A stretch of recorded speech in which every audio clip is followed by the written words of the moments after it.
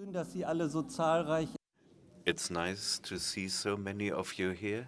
Please remember, use your headphones, connect the headphones, and get ready for the final lap of the German-English part today on Friday.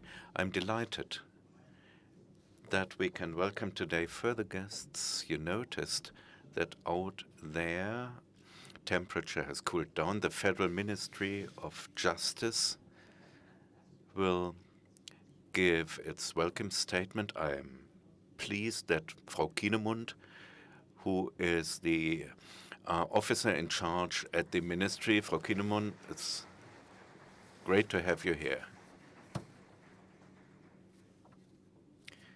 And as you know, today, during the course of the morning, we will approach or talk about the Yokohama Declaration. We also got support in this field. Ms. Ganner from Austria came and joined us. Mr. Peter Barth also from Austria. Seems you have to appear as a team. Mrs. Schnellenbach from the Federal Ministry of Justice is here, and Mr. Mader from the Federal Office of Justice from Switzerland. It's good to have you here, because cooperation with your countries, I have been knowing you for 30 years now, not you personally, but the cooperation. It is always pleasant to talk with you about developments because there are many comparable aspects. And all the guests from far afield, as I witnessed in recent days, are valuable contributions for us, and I hope this will continue.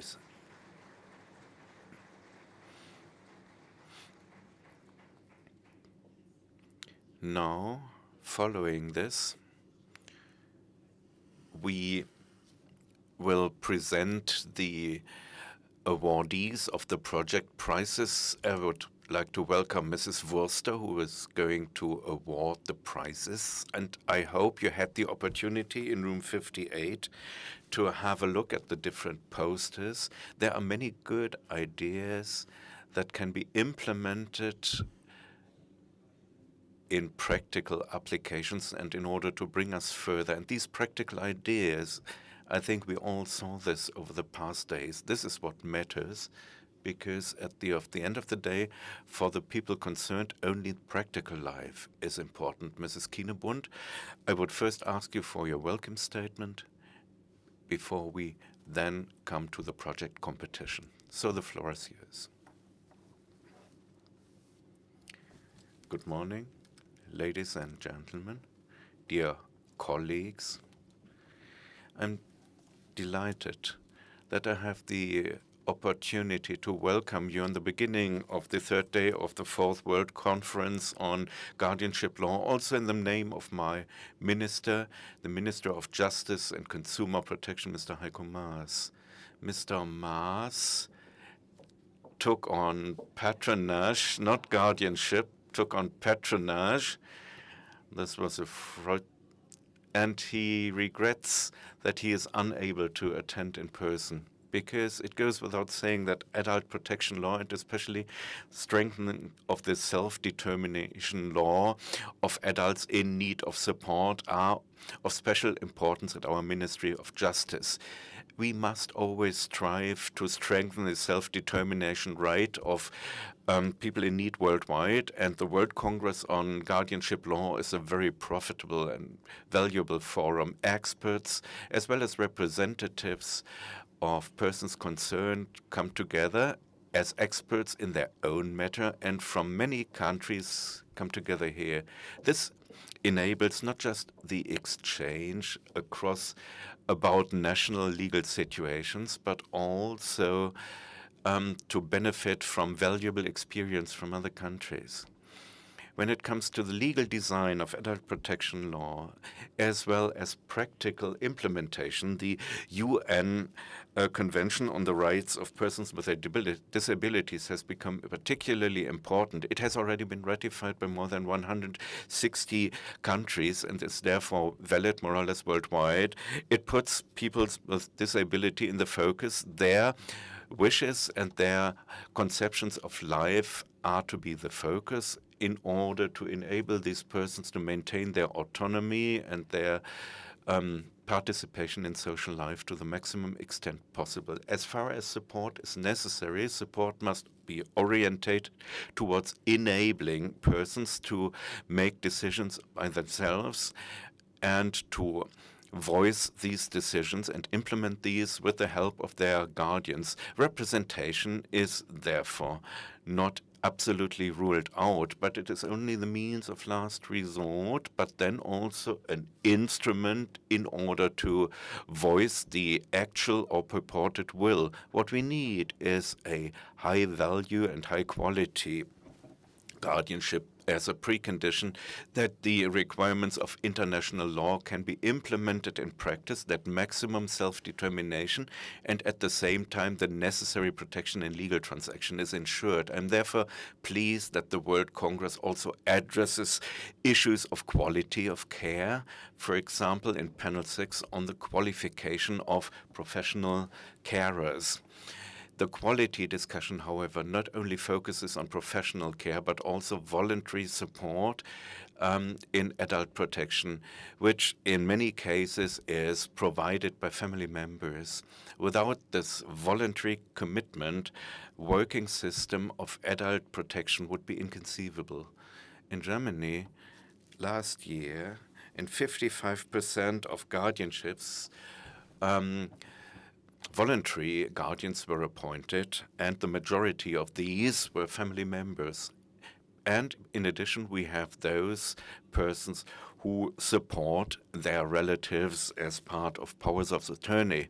We must learn more about what quality can enable and what it requires. And in this context, I saw and recognize your protest here on the side. We know that quality and high quality care is not possible without money.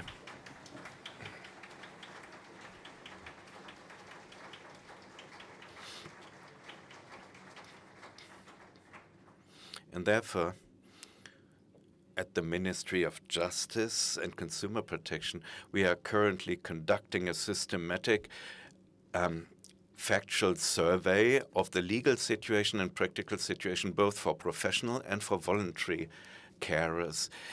Empirical analyses have to find out whether there are structural shortcomings, especially in terms of the preconditions for care.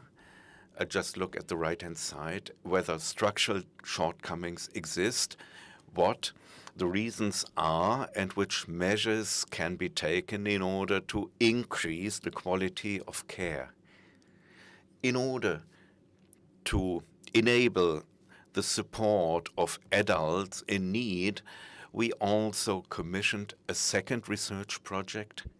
A legal support may be superfluous if the need for support of a person can be provided by other equivalent means in just the same manner as a guardian. Our social systems provide for a host of such services, even though we do not know exactly whether they really reach those in need of support. We therefore want to examine which of these other tools and instruments are in fact available and to what extent they can in effect be granted to the persons. The aim is to develop approaches for more effective measures in order to apply these alternative measures.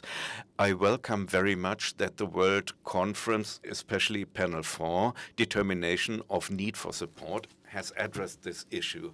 Finally, I would also like to address another issue that was addressed in panel 8. It is about the really difficult issue of forced medical measures, non-voluntary medical measures, if adults are unable to grant consent. The Constitutional Court in this year passed a very remarkable decision. It decided that the state has an obligation in relation to adults who are unable to voice their will and their consent, and especially if there is a risk to life, that medical treatment can be forced against a person's natural will, so forced medical treatment. This obligation of the state, it depends on the fundamental right for life and physical integrity according to our constitution.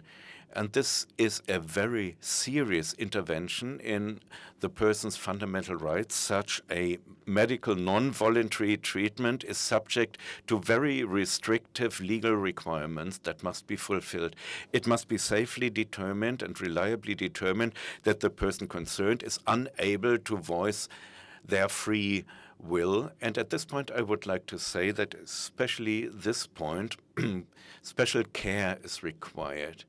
If a person is unable to make a decision, then the provisions of a patient's power of attorney or of a DNR statement are very relevant if a person's life is concerned. Otherwise, non-voluntary medical treatment should not be in conflict with the will of a person or the purported will of a person. The natural will must be respected. This is also what the Constitutional Court held. Furthermore, threatening health impairments must be significant, and there must be a high chance of success of the medical treatment. And at the same time, invasion must be minimized.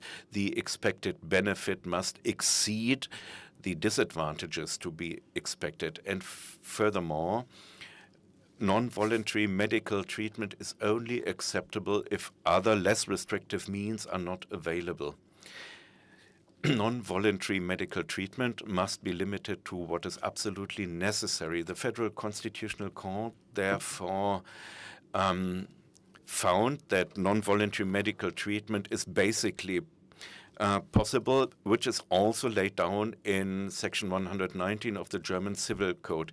But it also identified the need for protection because the permissibility of non-voluntary medical treatment must be subject to a court decision that allows forced medical treatment, and the Constitutional Court found that those persons who are not in custody and are not supposed to be in custody because they are unable to avoid medical treatment, but at the same time, in order to avoid significant damage to health, they require inpatient treatment. The Federal Constitutional Court so called upon the legislator to find provisions for this group of persons. And we at the Ministry of Justice, even before that court decision, had addressed this issue and discussed with experts as well as representatives of associations. We take this very seriously, and we hope that in the near future we can submit a draft law in this respect with regard to the considerations which we currently make in order to improve German guardianship law, and especially against the background of the requirements of the United Nations Conventions on the Rights of Persons with Disabilities. We would like to consider the experience from other countries, and we are therefore very happy that this World Conference offers a forum to exchange experience. I am delighted that the conference has already been very successful. I hope that this will continue, and I would also like all the stakeholders very much